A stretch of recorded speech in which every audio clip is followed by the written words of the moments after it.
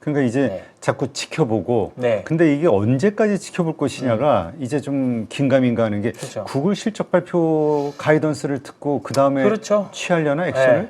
그러니까 뭐 이런 생각들. 결국은 뭔가 올라가려면 시장에 자신감이 붙어야 되고 그 다음에 예를 들어서 하이닉스라고 하면 그냥 코스피를 그냥 그냥 하나의 주식이라고 본다라고 하면 여기 예를 들어서 뭐 5일 이평선, 지금 5일 이평선 있고 그 다음에 되게 같은 거구나. 그 다음에 10일 이평선 여기 어쨌든 이제 머리 위에 있으니까 여기를 돌파하려면 여기에서 물렸던 사람들 또는 여기 이제 이게 매물이 되는 거잖아요. 네. 여기 물렸던 물량들이 본전이 오더라도 매도를 안 하게끔 버티거나 더 사는 뭔가 트리거가 있어야 되잖아요. 근데 지금 그게 조금 약해요. 뭐가 악재는 나올 거 다 나왔고 호재도 다 나올 거잖아요. 거의 다 나왔거든요. 근데 지금은 조금 더 이제 악재에 좀 더 민감하게 지금 돌아오고 있는 상황인데 지금 과연 그 트리거가 뭐가 될지. 그러니까 지금 보면 저도 쭉 봐볼까요? 지금 계속 엄청나게 이제 실적 발표가 엄청나게 많이 대기하고 있어요. 봐보겠습니다. 쭉 보면 일단은 이번 주 이제 목요일 날 알파벳도 있고요.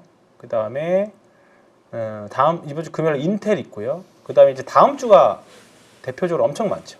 하이닉스도 있고 시게이트 있고 어드밴테스트 뭐 쭉 있습니다. 그 다음에 다음 이제 7월 30일 메타, 퀄컴, ARM, 램리서치, 마이크로소프트, 그 다음에 삼성전자 세부 실적 쭉 있어요. 이제 어떻게 보면 뭐 주가가 많이 빠졌으니까 이런 이벤트들이 있었을 때 매도 나오기보다는 이제는 조금만 좋아도 아마 이제 추가적인 상승 확률이 매우 높다라고 봅니다. 지금부터는요. 근데 언제까지냐라고 말씀하셨잖아요. 이제 그게 문제예요. 그렇지. 그게 문제입니다. 왜냐하면 어쨌든 코스피도 삼성전자도 하이닉스도 고점 대비해서 꽤 밀렸던 상황이기 때문에 이제는 그리고 이런 대형주들이 특히 하이닉스 이런 종목들이 제대로 반등다운 반등 없이 그냥 쭉 밀려있는 상태예요. 네.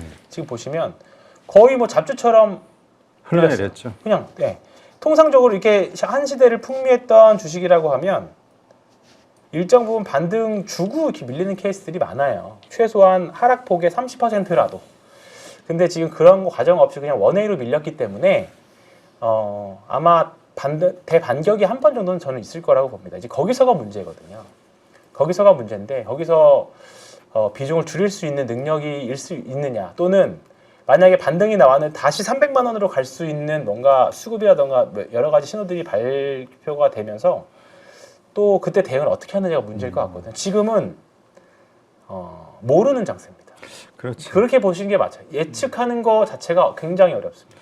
근데 또 그런 기대하시는 분도 있더라고. 요새 나오는 그 여러 자료들 보니까 지금은 이제 우리가 시장에 빠져서 자신감을 잃고 뭐 이런 상황이니까 이런데 다시 그 자신감을 회복해서 매수가 붙는 순간이 되면 다시 그 레버리지 때문에 급등이 그냥 쏴지게 될 거예요. 그 부분이 지금 예상을 못하게 하는 거죠. 그 부분이 예상을 못하게. 과거와 지금의 다른 점이 그거거든요. 지금 뭐 과거의 주도주들이나 이거 레버리지가 없는 종목들은 분명히 한번 급등한 이후에 반등 주고 그 다음에 다 죽었거든요. 다른 종목들은. 근데 지금 전자닉스는 그런 과정 없이 그냥 너무 쏠림으로 그냥 빠져버렸습니다. 이제 과연 그게 레버리지 ETF 때문인지 아무리 그래도 뭐 하반기부터 성장률이 좀 줄어든다라는 이야기가 나오더라도 이렇게 원웨이로 빠질 수는 없어요. 그렇죠. 없는 패턴입니다. 아니요. 없는 패턴. 지금 뭐 외신에서도 전부 이 레버리지 ETF 탓을 하는데 뭐 원인 분석을. 그리고 지난주 이제 목요일 날 대책이 나왔지만 굉장히 조금 아쉬운 대책이 나왔고. 그렇지. 이게 시장 괴리가 너무 컸죠.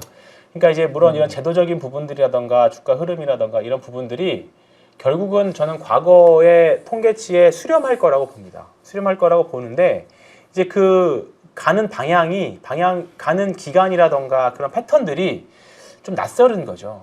그래서 지금 구간은 어쨌든 줄이지 못했다면 이 구간도 있었고 그 다음에 지난주 수요일 급등했을 때도 있었고 11선은 결국 못 넘었어요. 결국은 또 저는 11선 터치한 한 200만 원 언저리까지의 반등을 줄 수 있다라고 보거든요. 언제든지. 근데 이제 문제는 만약에 여기서 200만 원을 넘어서 다시 뭐 한 220만 원 정도 간다 그러면 또 자신감이 붙을 겁니다. 거기서가 문제예요. 과연 이제 거기서 다시 되돌릴 수 있는 흐름의 수급이 바뀌는가, 아니면 거기가 하반기 마지막 매도 찬스인가, 이제 그건 고민을 해봐야 될 것 같거든요. 그러니까 지금 그 부분을 저도 고민하고 있어요. 굉장히 고민하고 있고, 이번 주는 하이닉스의 반등이 어느 정도 예상되는 위치이기도 합니다. 인간적으로라도. 왜냐하면 이제 쌍바닥도 만들었고요.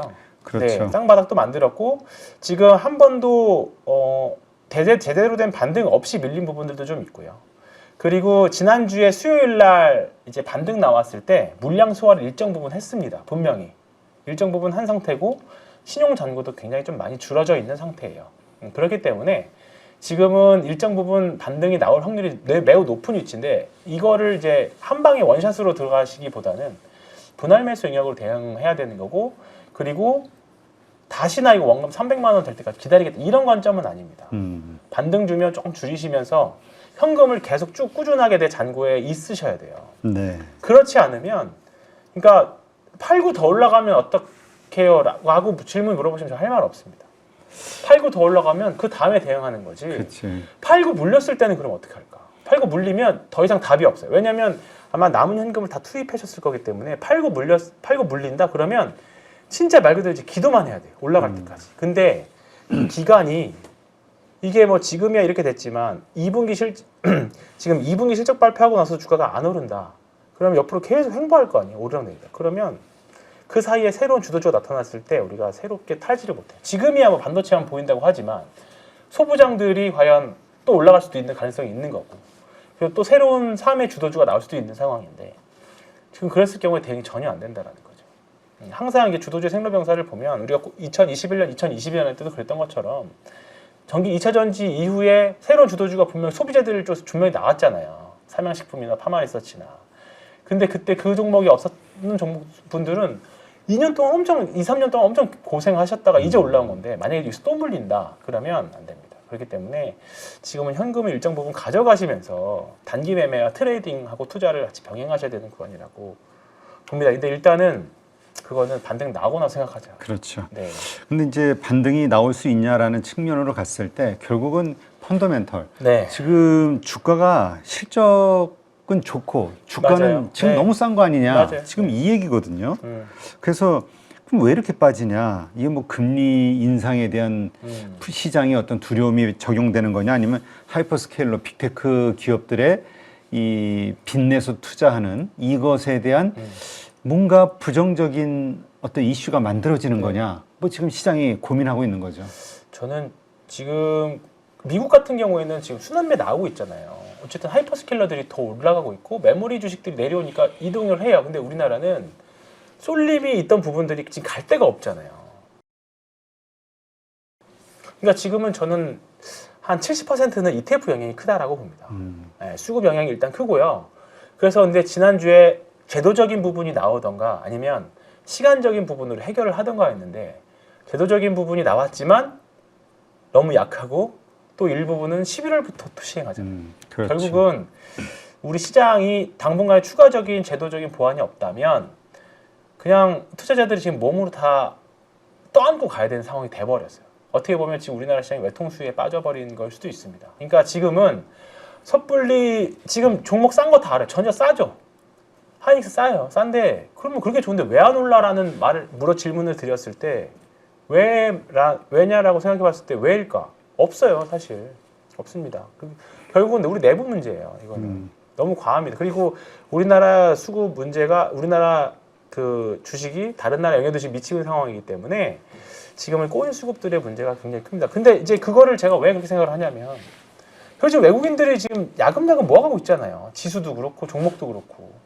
그러니까 분명 이 기간이 지나고 나면 뭐 분명이라는 단정적인 말씀을 드리기 좀 저도 부담스럽지만, 과거의 패턴대로라고 하면 외국인들 또 쌀 때 싹 모아다가 개인들 다 지쳐 떨어질 때까지 기다렸다가 일정 부분 지쳐 떨어지고 이번 반등 가짜겠지라고, 이번에 예를 들어서 뭐 반등이 나올 때 이번 반등 또 외국인 한두 번 계속 오르락내리락 하겠죠. 그렇죠.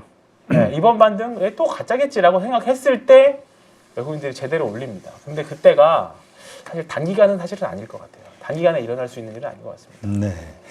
자, 그러다 보니까 이제 시장이 기대하는 게 이제 두 가지 정도 있는 것 같아요. SK 하이닉스, 뭐 삼성전자도 그렇고 네. 주주 환원에 대한 그렇죠. 대책이 뭔가 네. 멋진 게 나오지 않겠냐에 대한 기대감 맞습니다. 하나. 네. 그 다음에 그 하이닉스 본주와 ADR 상호 전환 29일부터죠. 네. 요거에 대한 기대가. 그럼 괴리율이 지금 30%, 뭐 35% 이렇다니까. 이제 그거는 좀 줄어들 수는 있겠지만 음. 아니 미국 ADR이 빠지면서 괴리율이 줄어들 수는 있어요. 그렇기 때문에 무조건 우리나라가 따로 올라간다라는 생각은 하실 수는 없는 것 같고요. 그리고 저는 ADR이 항상 프리미엄을 가지고 갈 수밖에 없다라고 생각을 합니다. 그 홍콩 자산운용의 아까 그 네. 상무 이분을 만났는데 이분이 하는 얘기가 처음에는 TSMC도 본주와 ADR과의 괴리율이 100%가 넘는 네, 경우도 네. 있었다고 네, 그러더라고요. 처음에는. 처음에. 네. 그러니까 처음에는 그 정도로, 그러니까 결국은 대만에 상장돼 있는 것보다 미국 본토에 상장돼 있는 게 외국인들 입장에서는 환 위험이 없기 때문에 좋은 거고요. 뭐 기계 시간이 지나면서록 이게 괴리율이 늘었다 줄었다 하겠지만 펀더멘털이 좋은 줄 하면 장기 우상향은 하겠지만 우리나라 본주가 원화가 달러보다 엄청나게 강세를 가질 수 있는 요인이 있지 않는 이상은 우리나라 기축통화가 되지 않는 이상은 ADR이 항상 일정 부분 프리미엄은 가져갈 거라고 봅니다. 그러니까 그 이제 차익거래가 가능해진다라고 하면 괴리율은 좀 줄어들 수는 있을 것 같기는 하지만요. 그게 우리가 개인 투자자가 할 수 있을 만큼 엄청나게 차익거래가 가능하지는 않을 것 같고요. 아마 기관들이나 많이 하겠죠. 그리고